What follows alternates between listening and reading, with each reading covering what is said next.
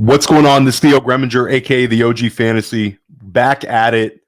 Week 11 fantasy sleepers. What a turn of events here. I'm recording this on Friday, and this has been like a wild 18 hours. Last night we lose Mark Andrews for the entire season. This is one that really, really hurts me in a number of leagues. I'm scrambling here at the tight end spot, and I'm sure a number of you have Mark Andrews rostered. That's a difficult one to kind of replace because, if you're a tight end premium manager, he's really difficult to replace. And even if you're not, it's just an impactful player. You also have to weigh, what does this do to the Ravens offense? I mean, we start looking for answers, for which Raven maybe sees a fantasy bump. But at the end of the day, it could just be the offense becomes easier to defend. There's so many ramifications when you have this sort of a major injury. And then a few hours later, I'm recording. This is Friday, and I'm recording with Heath Cummings on Dynasty Life, my Dynasty podcast. And in the chat, people are like, Joe Burrow out for the year per Adam Schefter, and kind of some shadiness with Cincinnati kind of covering up the injury. I'm sure there's going to be a lot more of that in the coming weeks, talking about like what they did with that. You hate to see that, but the Joe Burrow one also just wild.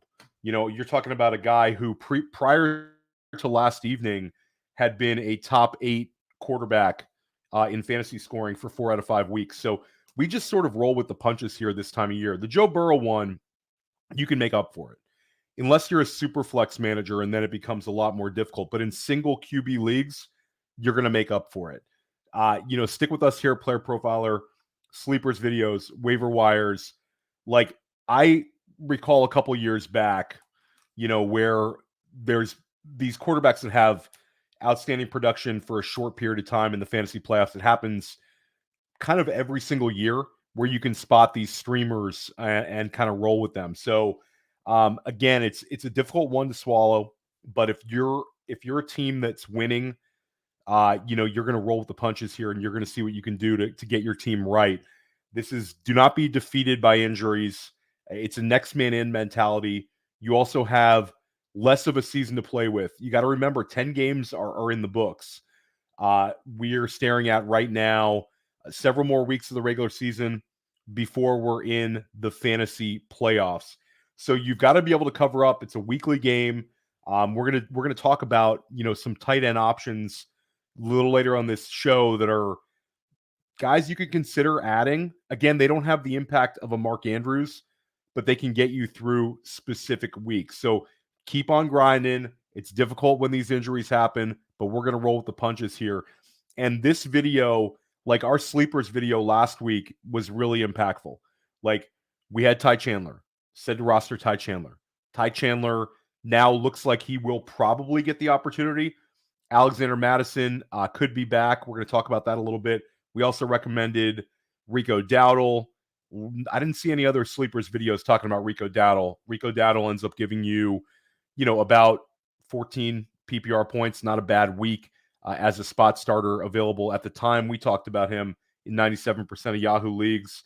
And we talked about Noah Brown, of course, where Noah Brown had a 150-yard week and people were still like kind of brushing it off. And we had talked about him on the waiver wire column for multiple weeks, and we talked about him in the sleepers column. So when we look at this sort of a threshold for sleepers, I'm not going to have weeks where we get as many right as last week, because I'm mainly looking at guys that are available in 25% of Yahoo leagues, and that's after the waiver wire has run. So the guys who basically slip through waivers are the guys I'm picking for this video. So look at this video 2 ways. If you're in a bind this week and you need a spot start, maybe you hear a name on this video that can help out your fantasy team. But if you have dead weight on the back of your roster, consider grabbing one of these guys and just rostering them through the weekend. If you're in a deeper format like an FFPC, NFFC, a couple of these guys are going to be available to you in the secondary waiver wire run. And if you're in a 15 man roster league, a little bit more shallow type league like that, these guys are all there sitting for you. So this time of year, we don't want to carry too much dead weight. So let's pay attention to some of these names, and hopefully a couple of these guys go off this week and help you win or help you save some fab in the future. And next week, again, no bye weeks coming up in week 12, which is great. But keep an eye on week 13. Just take a look at it when you're setting your lineups this week, because we have 6 teams on bye. It's a nightmare, absolute nightmare when you start looking at week 13. So start maybe planning for that with your rosters if you can. It's great to be great to be a week ahead. It's easier said than done when we're trying to grind out wins. But take a look at week 13. Get yourself ready for that so you're not scrambling next week with everybody else. Let's start out the quarterback position. Quarterback, which I really like this week. He's available in 66% of Yahoo leagues, and that is Will Levis. Will Levis, of course, came in and had that ridiculous opening game performance with 4 touchdown passes, and he's sort of trailed off since then.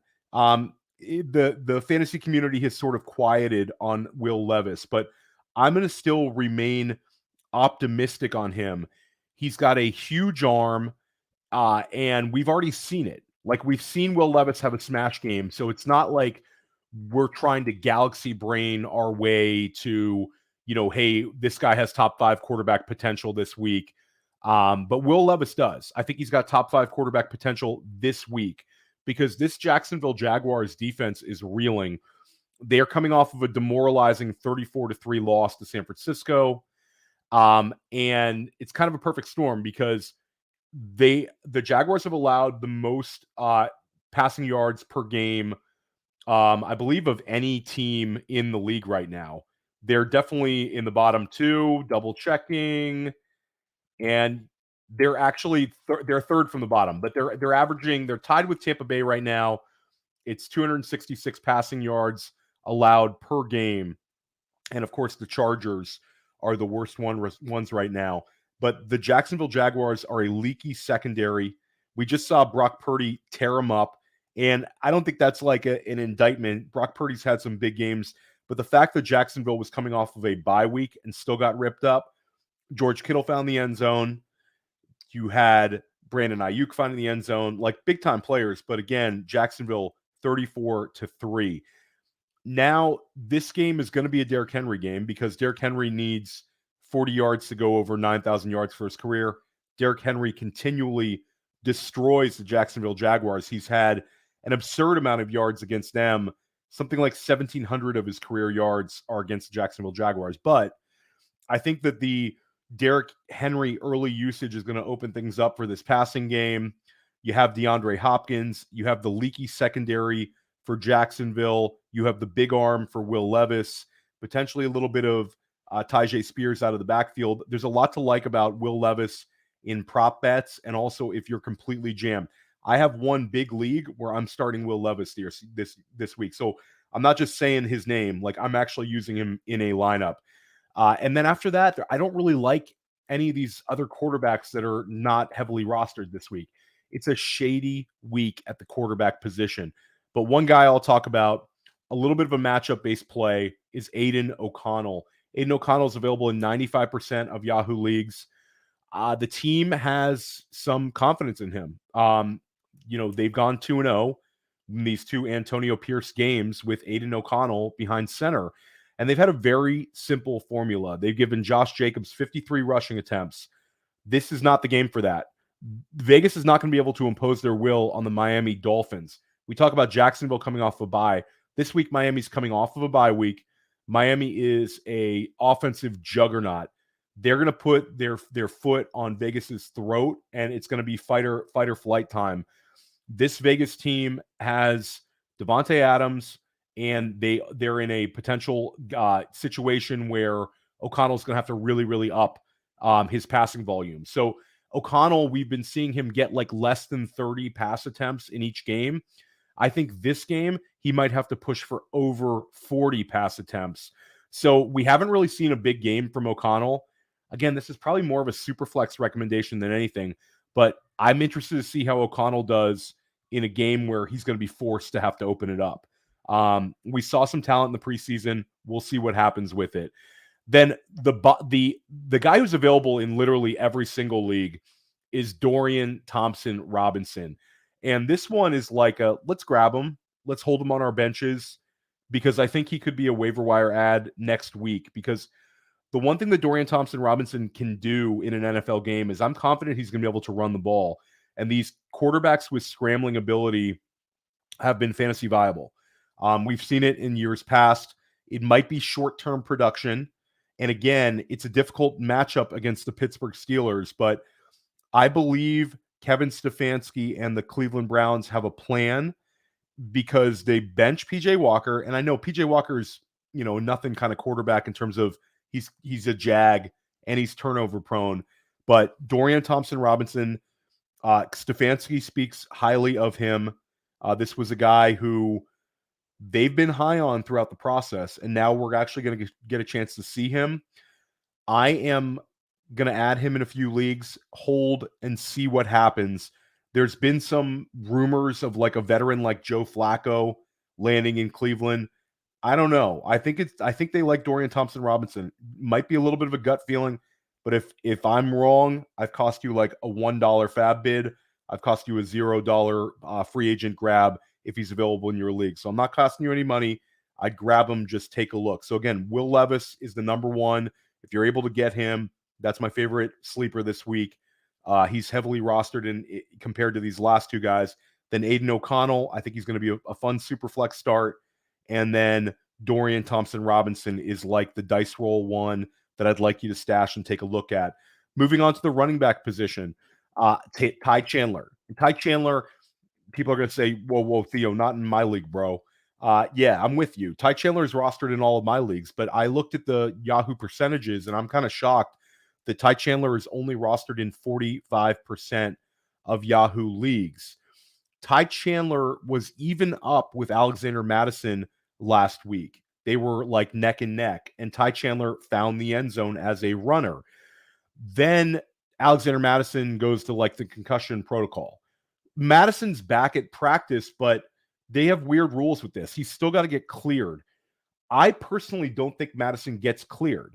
But even if Mattison does get cleared, I think Tai Chandler has the juice as a runner here.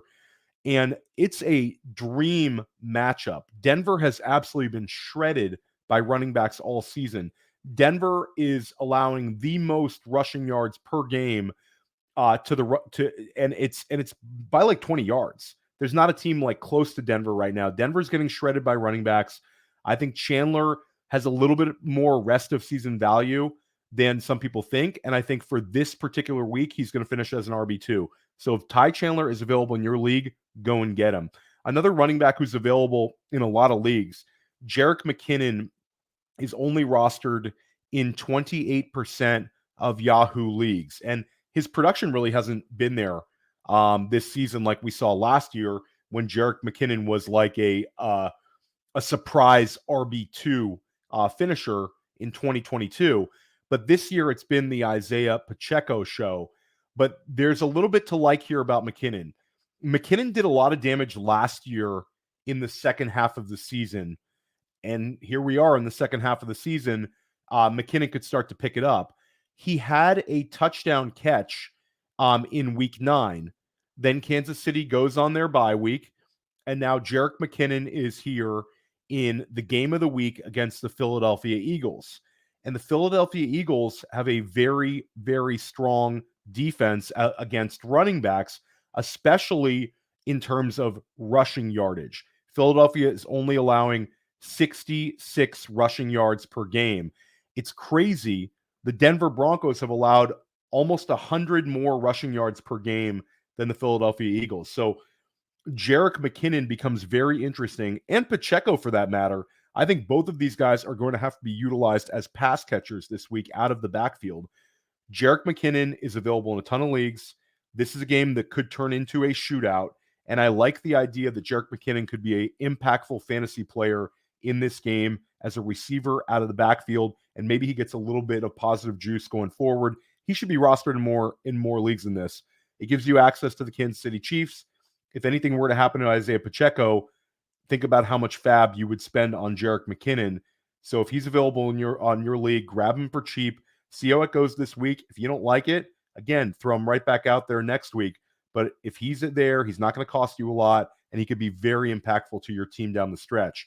Another running back in the same game, and I had him high up in my waiver wire rankings for the past 2 weeks, but he's still available in 74% of Yahoo leagues, and that is Kenneth Gainwell. Gainwell's been like contributing for the last 2 Philadelphia games. He has a rushing touchdown in week 9, and he had 5 catches in week 8. So, like, he's getting use in the Philadelphia offense. He's like a weekly part of the game plan, but he hasn't had enough volume or a big enough role that we could use him in our fantasy lineups. Now we have several outs for Gainwell.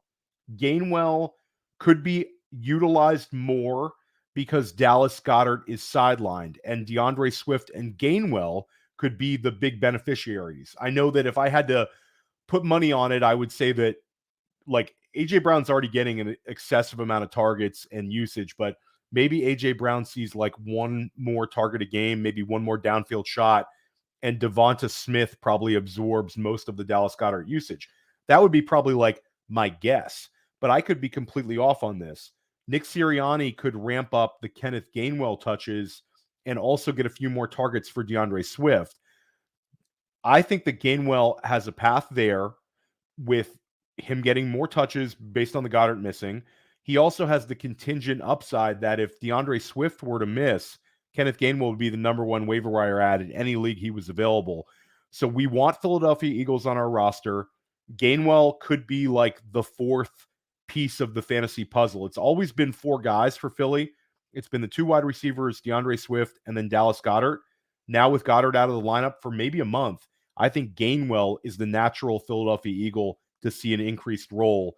And even if he doesn't see an extra carry, he should still be rostered in a lot more leagues because, again, if DeAndre Swift missed time, Gainwell is a lock starter for pretty much anybody in fantasy. Another running back who should be rostered in a lot more leagues and has extreme contingent upside is Rico Dowdle. Rico Dowdle made this column last week and didn't disappoint. If you added him last week and you were in a real bind and you had to get some points out of Rico Dowdle, you loved it.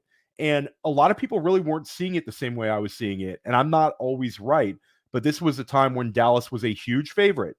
They were 16.5-point favorites, and it seemed like a natural Rico Dowdle game. And it turned into that. He ends up with 12 rushing attempts. He had 79 yards rushing, and he had 79 yards rushing, and Tony Pollard had 55.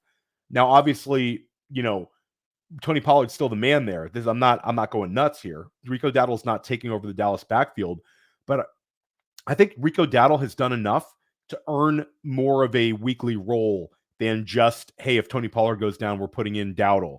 Dowdle ran the ball well last week. He also scored a rushing touchdown. And who does Dallas play this week? One of the worst teams in football. Again, the 1-8 Carolina Panthers. Now, Dallas is a 10.5-point favorite. It's on the road. It's the NFL. Carolina switches play callers this week. Frank Reich's going to call the plays. I don't think that this is going to be like as easy a game as a 49-17 win Dallas had last week against the Giants. But this is another game where it could get out of hand, and Dallas could absolutely steamroll the Carolina Panthers. So Dowdle, you could see similar production as last week. You could see him get 10 carries again. And even if he doesn't get the carries, having these sort of players, these contingent upside handcuff running backs, like if Tony Pollard goes down, Rico Dowdle would be a spend all of your fab left player this time of year. So definitely grab him and have him on your bench if the Pollard manager is sleeping at the wheel and doesn't have him. And that's pretty much it for the running back position, but I will give one bonus player. This week, the Washington Commanders are going to be without Antonio Gibson. And in the Washington Commanders' last 3 games, Antonio Gibson has had 5 receptions in all 3 of them. And Gibson has also had 12 carries in those 3 games combined. So Gibson has been a source of fantasy production. Now, Brian Robinson should absorb the receiving work. Robinson is a great play. but the New York Giants have been absolutely shredded by opposing running backs this year. This has been, I mean, we saw what Rico Dowdle was able to do last week. This could be a Chris Rodriguez game where he ends up getting 10 carries, 12 carries. It's going to be a closer game, obviously, than the Dallas game, but this could be a sneaky game for Chris Rodriguez. And this is a guy that maybe let's start keeping on our waiver wire a few days early. Excuse me. We want to get him before he's a waiver wire guy this coming week, because if Rodriguez has somewhat of a breakout game, people are going to look at him like a Dowdle, a Tai Chandler, and you'll have competition for bidding on him. So you're basically grabbing the next man in on the Washington backfield for free if you do it when you see this video or you do it in this waiver wire run. Pivoting over the tight end position this week, we've had some hits here. Like I had Trey McBride when he had his big week on this video a couple weeks back. And then we had this other player when he had his monster game against Houston, and that's Cade Otton. And we're back at looking at Cade Otton this week. Tampa Bay has a difficult game against the San Francisco 49ers. The 49ers have been very strong against tight ends, but I think that Otton could have a sneaky game this week. Otton was shut down by the Tennessee Titans, but the Tennessee Titans continually shut down opposing tight ends. But Otton was shut down, and also you had the fact that the Buccaneers were in complete control against Tennessee. So we saw 20-plus carries for Rachaad White. We saw little to nothing for Cade Otton. We saw a lot of Mike Evans. On to the 49ers. Tampa Bay is an underdog. This is a game where Tampa Bay is going to have to keep up with the 49ers. You have Otton, who was a 0 last week, almost a 0. But the previous 3 weeks, he'd had at least 6 targets in every game, including his 6-catch, 70-yard, 2-touchdown performance against Houston. He's not going to do that, but I think he could sneak into, close to the tight end 1 line. And for some of you, that's very much needed. Cade Otton is available in 81% of Yahoo leagues. Another tight end who's going to be available in a ton of Yahoo leagues is Tyler Conklin. Conklin is available in 83% of Yahoo leagues. Over his past 2 games, Tyler Conklin has been targeted 13 times, and he caught all 13 of them. He had his best game of the season in week 10's loss to Las Vegas. Lost to Las Vegas. That's a fun one to say. But Tyler Conklin does very well in the game against the Vegas Raiders. He has 7 targets. He catches all of them, and he has 70 receiving yards. Tyler Conklin has not been a threat for the end zone, but this is a guy who is basically the third wheel in the Jets offense. It's Breece Hall and Garrett Wilson, teardrop, Tyler Conklin. And you also have the fact that Michael Carter has moved on, which is not a guy who's gotten like a ton of work, but Michael Carter had, 15 catches on the year. So you have Tyler Conklin as a kind of a locked-in guy, similar to Cade Otton. You can expect, 5-6 targets this week. And at the tight end position, sometimes that's enough to get us through the week. Buffalo is a difficult matchup for the Jets. And I think Buffalo is going to do their best to try to shut down Garrett Wilson. This could be a few extra targets for Tyler Conklin this week. I think he is sneaky. And then another tight end who's sneaky, and this is more of a touchdown or bust play. But when we're looking at touchdown or bust plays, we want them to be attached to very good quarterbacks. And Justin Herbert is coming off of his most touchdown passes he's had all season against Detroit. And you also have the fact that Gerald Everett has not been practicing. So Donald Parham is available in 97% of Yahoo leagues. Donald Parham has 4 touchdown catches on the year. We keep seeing injuries to the Los Angeles Chargers wide receiver core, and it's going to be Keenan Allen. It's going to be Austin Eckler. It's going to be a couple guys we're going to talk about when we discuss wide receivers. And then Donald Parham is there. If they get into the red zone, Donald Parham is absolutely a threat to score. Again, he has 4 receiving touchdowns on the year. There's a chance he could go on a tear here without Gerald Everett. Tough guy to play, but you know your matchup better. If I'm in a situation where I'm in an even matchup, or if I'm in a situation where I am a big favorite and I simply need 8 points out of my tight end in PPR, or maybe I need 10 points out of my tight end in tight end premium, I'm going to go with Auden. I'm going to go with Conklin. But if I'm in like a weird underdog type role, I'm going to consider Donald Parham just because of all of these players.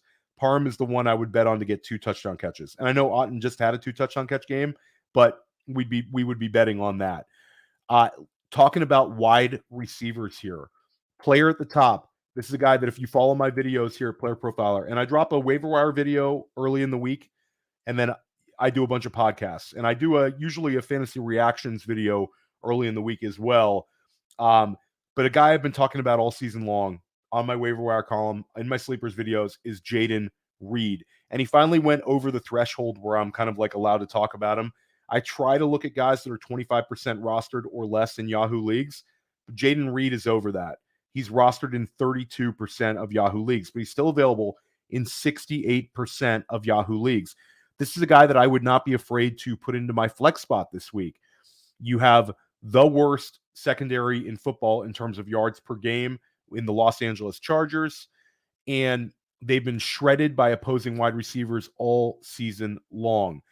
I think the last team that didn't have a wide receiver find the end zone against them was that Jets game where the Chargers were like completely, sacking Zach Wilson. That was that weird Monday Night Football game. But almost every other week, you're seeing wide receivers find the end zone against the Chargers. Jaden Reed has also had 83 or more receiving yards in 2 of his last 3 games, and he has 4 touchdown catches on the season. I think Jaden Reed is going to finish the season very, very well. This could be his first game with 100 receiving yards. I am going to use Jaden Reed in a flex spot or 2, and I am not afraid of doing it. I think he could end up being a guy who gets me 15 points, and I think his downside is like a 9-point week in PPR. I think he's got a floor. I think he's got a ceiling. I think he's a talented player, and I think Jaden Reed is going to end the season well. If he's available in your league, even if you don't want to use him this week, roster him, because if he has the sort of game that I think he's gonna have, he's going to be a 50+% rostered guy in a few days on Yahoo. And right now, he's only a 32% rostered guy. So if you're in a shallow league, grab yourself some Jaden Reed. Very good player. Another player who's a very sneaky player this week is Rondale Moore. And Rondale Moore is available in 89% of Yahoo leagues. Lot to like about Rondale Moore this week. Rondale Moore had some very strong performances in 2022. Then this year, his role completely changed. With Josh Dobbs at quarterback and then that one like Clayton Tune week, Rondale Moore was used in very weird ways. He was used more of like a de facto running back than a receiver. But Kyler Murray comes back, and Rondale Moore goes right back into his usage from last year. He has a 8-target game, which was a season high for him, 43 receiving yards. And again, this was Kyler Murray's first game back. So he targeted Rondale Moore 8 times in his first game back. And that's with Trey McBride going nuts. Rondale Moore still sees the 8 targets. Now you add into the fact that Rondale Moore has 21 rush attempts this season already, which is like way up there for wide receivers on the season. 21 rush attempts, is significant. So if you have a game where Rondale Moore is going to get 6 to 8 targets with a very good quarterback in Kyler Murray, who looks all the way back, by the way, with Kyler Murray there, and then you have the threat of Rondale Moore being utilized on like running back snaps, potentially getting a carry or 2 in a game that could, and then you have the fact that this game could be a shootout. Houston, Arizona could be an absolute shootout. The Houston Texans have given up 27 and 37 points in their last 2 games. So Rondale Moore, a little bit of a floor play, but he's an interesting one. If I need 10 points out of a flex position, I'm throwing Rondale Moore in there. I'm pretty confident. Now, another player on the Arizona Cardinals is Michael Wilson. If I'm looking for more of a ceiling play, sort of like a Donald Parham, a guy who I think could get in the end zone, Michael Wilson's interesting. Michael Wilson is another guy that I've talked about on my waiver wire videos, on my sleeper videos, and it just sort of has not happened. He's given us enough glimpses of his talent that, like, we're still talking about him, but he hasn't really had that impactful performance besides the 2-touchdown game against San Francisco. So we've seen the glimpses. And last week, he gets 6 targets in Kyler Murray's first game, and he gets tackled short of the end zone. So if Michael Wilson would have found the end zone, he'd be rostered in a lot more Yahoo leagues than he is now. So simply by being tackled at like the 1-yard line, he's available in 87% of Yahoo leagues. It would probably be like, he'd probably be available in 75% of them if he would have just found the end zone in Kyler's first game back. 3rd round pick.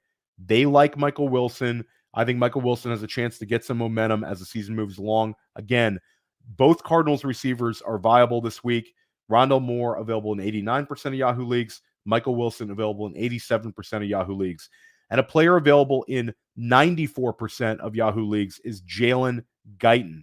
Jalen Guyton returns from his ACL injury, perfect time, because Mike Williams lost earlier in the season. Josh Palmer on the IR. Quentin Johnston is just not getting it together. Jalen Guyton is kind of doing like what we want, we would have wanted from Quentin Johnston every week. He plays in week 10 and gets 6 targets, and he catches 4 of them, and he gets a touchdown. Guyton's also seeing a little time in the slot, which is not really where he was used in the past. So Jalen Guyton's always been an exceptional speed guy, really kind of a one-trick pony, but he's had a few games over the years in fantasy where they were always like hard to predict, but he's had a couple of them, and he had a touchdown last week, and now Los Angeles faces an exploitable Green Bay Packers defense. It can't be all Keenan Allen. It can't be all Austin Eckler. Look for Jalen Guyton to get about 6 targets again. And with his speed and the quality of Justin Herbert, it could be another touchdown. So if you're really in dire straits, he's available in 94% of Yahoo leagues. This guy is available in 99% of Yahoo leagues, is Kyle Phillips for the Tennessee Titans. Again, I'm recommending a guy rostered in 1% of Yahoo leagues. This is why you follow Player Profiler. We're going deep. We know you play in competitive leagues. That's why you're here. I think that a lot of different sites are putting out good work, but the definition of a sleeper on some sites is a little different than what we're talking about here at Player Profiler. Kyle Phillips has had back-to-back weeks of 60-plus yards receiving, and he's been targeted 5 times in back-to-back weeks. There's a little bit of a connection between Will Levis and Kyle Phillips. You also have to remember, Kyle Phillips has done this in 2 games where Will Levis really hasn't done a whole lot. Will Levis had his lowest passing yardage total of the season last week against Tampa, and Kyle Phillips still gives him a 5-target, 60-plus yard performance. So Kyle Phillips is a funny guy. This is a guy that was drafted, same draft class as Treylon Burks. In the preseason, Kyle Phillips got like a lot of like hype. And then in game 1 of 2022, Kyle Phillips has like a really highly targeted game. Everybody adds him on the waiver wire column. A lot of fantasy analysts were all over Kyle Phillips. Then Kyle Phillips gets hurt, and it's been kind of like a nothing sense. But now we have 2 games in a row where Kyle Phillips is getting the usage. Again, I love Will Levis. It can't all be DeAndre Hopkins. Look for Kyle Phillips to be a popular waiver wire ad next week. If he has a 3rd week in a row with 60-plus yards, you're going to grab him for $0 or a $1 bid and just sit on it. Then the last player to talk about, and this is like the bottom of the barrel, I'd much rather start either Arizona receiver. I'd much rather start Guyton. I'd much rather start Phillips. But I got to say, Tutu Atwell, who I talked about on this list early in the season, was in my waiver wire column early in the season. He's sort of been relegated since it's become like Cooper Kupp coming back. But Atwell had a really, really strong run.